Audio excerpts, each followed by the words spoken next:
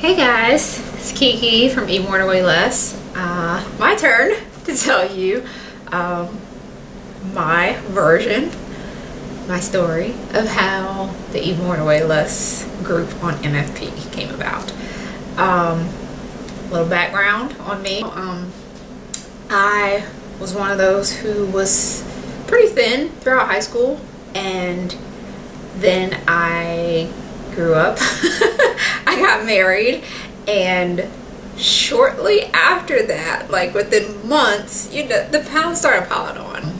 It took me a while. I did the slim fasts diet, get the weight off, and then it came back, and then I did slim fast again, and this was back in the just where it was just shakes.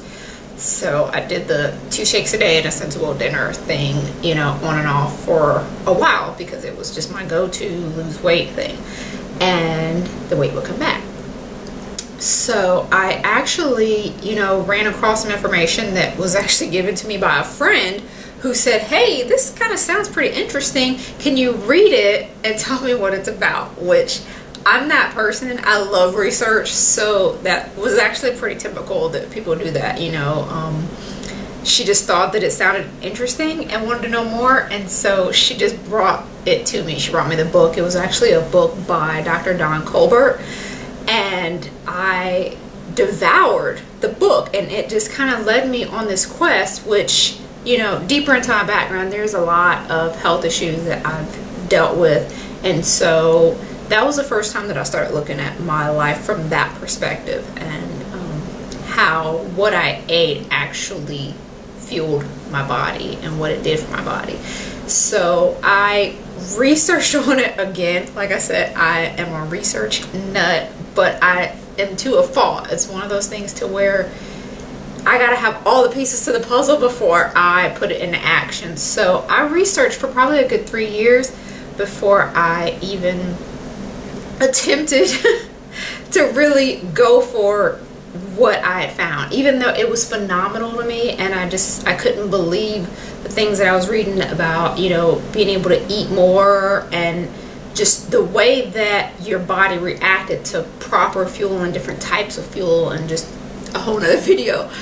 But because of that, I got all the information together, because during that time I was still, going up in weight, down in weight, because it was still hard to just completely wrap my head around. So I was still going really, really low cal, and then I would gain the weight back, and I finally decided to dive in. I already loved weightlifting, so I was doing that, and I really started seeing my body change, and I loved what was going on. I loved that I could finally eat again and not feel like the outcast of the family because I was just always on a diet. And I felt like I eventually got to a point where I could literally eat whatever I wanted and stay in shape. And I loved it. And because of how I am with research, when I find something, I want to tell everybody, and I did. And they didn't really care, and I was telling people who could care less, because I thought it was so phenomenal. And by this time I had so much research into it that I was 100% sure that I had found something that would work for life, and so I wanted to share it with others. But I was trying to share it along the way, and because I wasn't quite at goal yet, it was really hard for people to listen, when you're still trying to lose weight and they're doing a kind of faster method and reaching their goals. So I went through a phase of just really, just getting really frustrated, because I had this information and I just couldn't get it out, no matter how hard I tried, no matter who I talked to. That people would kind of seem interested at first, but then they would just, the interest would kind of wane because some new thing would come about, and they would dive into that, and they would feel like they got results while I was still trotting along at my slow little eating more pace. And I was also young. I was really young when I came across the information, and even though I studied it for 3 years, I was still young. And I'm always one of the younger, spring chickens of people that I hang around with. I've just always hung around people that are older than me, so it's always made it harder in that aspect when I come across, you know, this information that I'm rah-rah about, and I'm just, you know, it's like, what do you know? You're still young, you don't know. So you know, I kind of put everything that I was learning to the side. Even though I was still doing it, I had a hard time expressing it to others. And so I would just always tell my husband, you know what, I'll just wait till I'm 30 or, you know, 40 or something like that before I'll start spreading this message. Because, you know, if I'm 20 something and I'm talking to someone that's in their 30s and they tell me, you don't know because you're not even 30 yet, they're right. I don't know because I wasn't 30 yet. So I just kind of took that into consideration, and during that time I dove into more research about how things would happen in my 30s and 40s and what to expect then and how to counteract it, because I figured I had to live it so that then I could look back and tell people about it.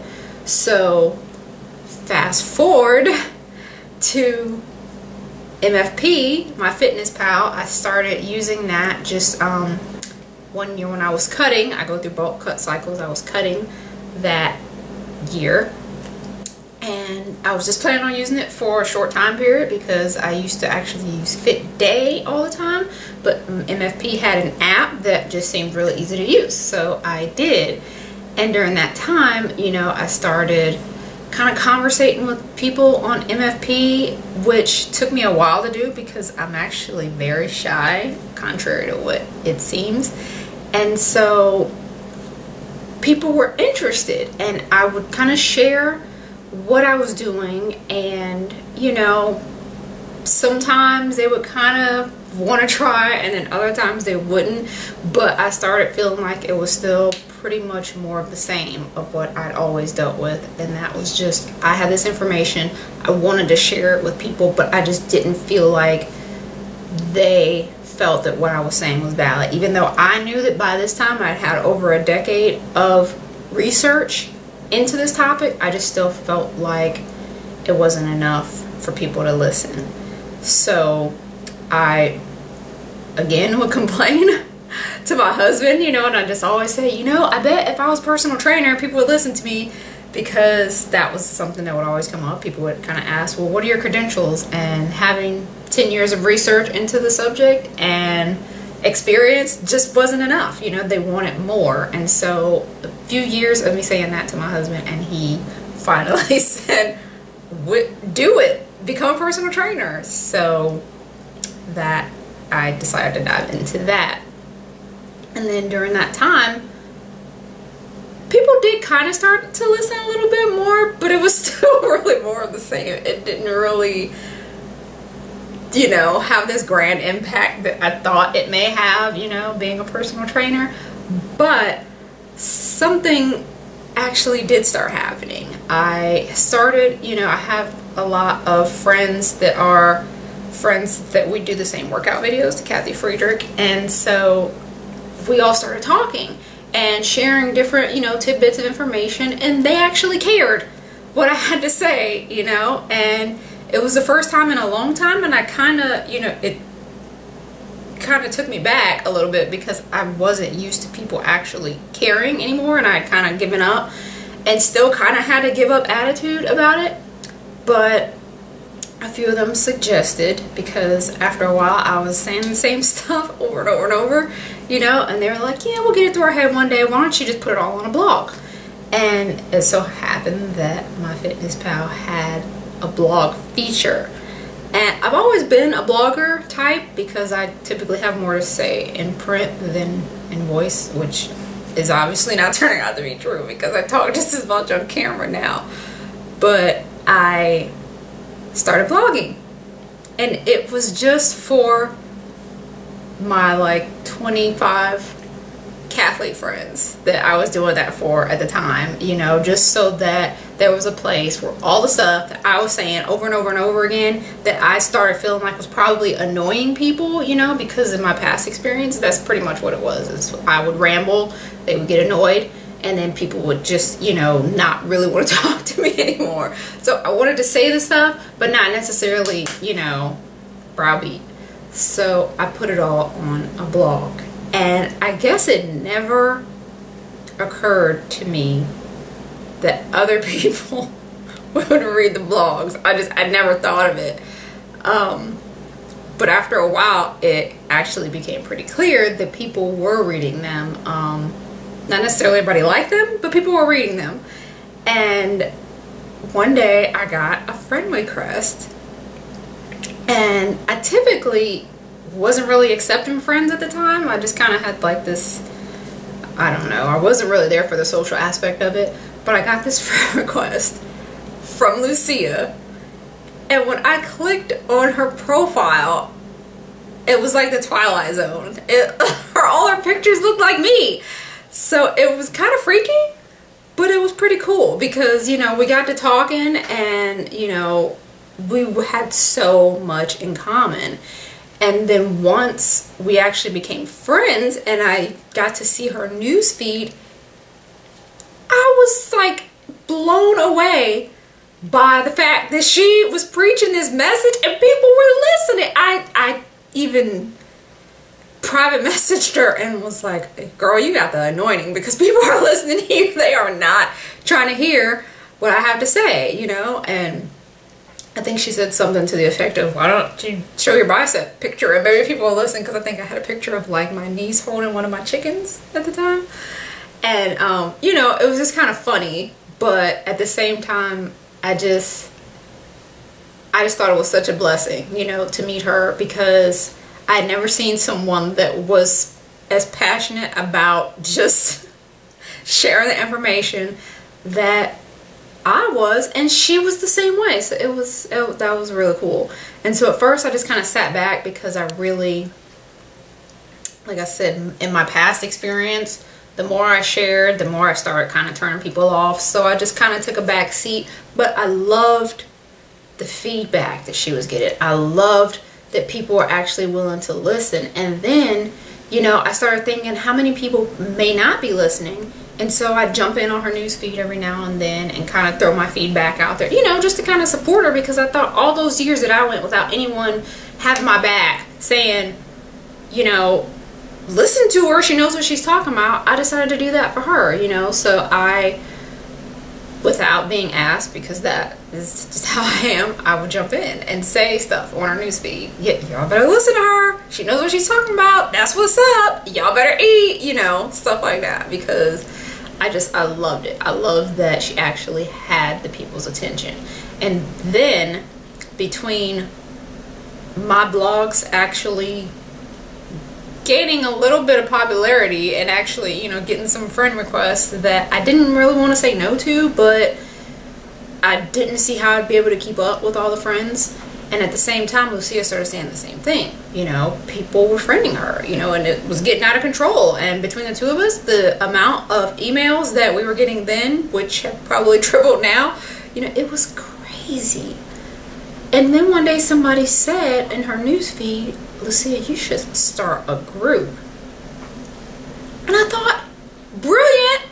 So I, you know, was like, yeah, do it, you know, and I would send her private messages and say, you gotta do this. You know, if you start this group, then it could kind of, all the information be there, and then, you know, we won't get these zillion emails every day, but all the information will just be there, you know, for everyone to see. I don't even know what I thought it would be then, but I never imagined that it would become, you know, the fastest growing group on MyFitnessPal the way that it is. I'm so happy, you know, when Lucia and I talk, it is just, it literally brings tears to our eyes to see people being delivered from the mainstream starvation and, you know, the 1,200 calorie madness. Oh my gosh, drives us both insane. But to see people being delivered from it, and then other people just spreading the word, because that's how it's growing. It's not growing from us, it's growing from people that they're having success and they're spreading the word. And that makes me so happy to see people do that. And it makes, you know, the two of us, when we come together, just think like, you know, what more can we do? How much bigger can the EM2WL family get? And so that's just our goal right now, is to just protect whoever we can from the mainstream's, you know, ploys of getting everybody to just have these very, very, very low calorie diets. So we're grateful to you guys for supporting us, and all the moderators for just jumping in there and helping out, because it is a full-time job. Anybody who has tried to man those boards know it is a full-time job, and we are grateful to you. We are so happy to see this group hit 5,000 people. Amazing. I don't know what to say. All those years, the 10 years of nobody listening to me is definitely worth it. It was well worth the wait. So thank you to everybody, MyFitnessPal, Facebook, everybody out there who is now spreading the word and getting it out there that we don't have to starve any more people. We're taking our lives back. So I'm Kiki from Eat More to Weigh Less.